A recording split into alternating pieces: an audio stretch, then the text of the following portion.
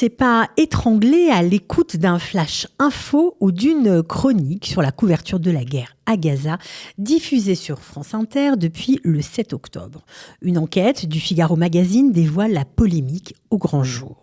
La question de la neutralité journalistique et plus particulièrement de celle de France Inter, la station phare du groupe.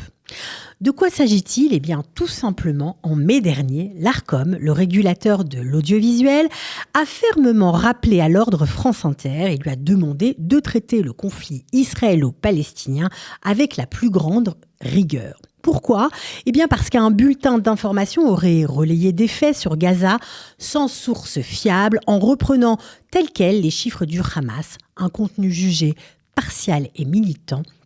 Selon l'association Avocats sans frontières, présidée par Gilles William Goldanel, qui a d'ailleurs déposé plainte. Pour lui, l'obsession anti-israélienne de la station est avérée. Alors, hasard ou conséquence, France Inter perd des plumes. Moins 6% d'audience en un an entre janvier 2023 et octobre 2024, soit près de 500 000 auditeurs envolés. C'est beaucoup. Un chiffre inquiétant quand on le compare à d'autres stations comme Europe 1 qui, elles, gagnent du terrain. La partialité dans le traitement du conflit israélo-palestinien soulève une question essentielle, la crise de confiance dans les médias publics. En toile de fond, un climat tendu, la rue qui gronde et outre-Atlantique, les mêmes mécanismes qui produisent les mêmes effets, la BBC qui minimise les crimes du Hamas en plaçant systématiquement Israël en position d'agresseur. C'est le même combat.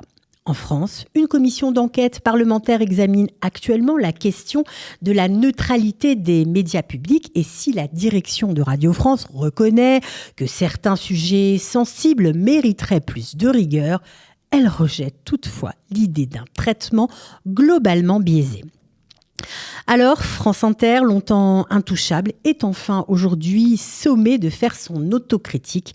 Et comme la BBC, elle traverse la même épreuve, celle de devoir prouver qu'un média public peut encore être au service de tous, au-delà des convictions des journalistes et de leurs patrons.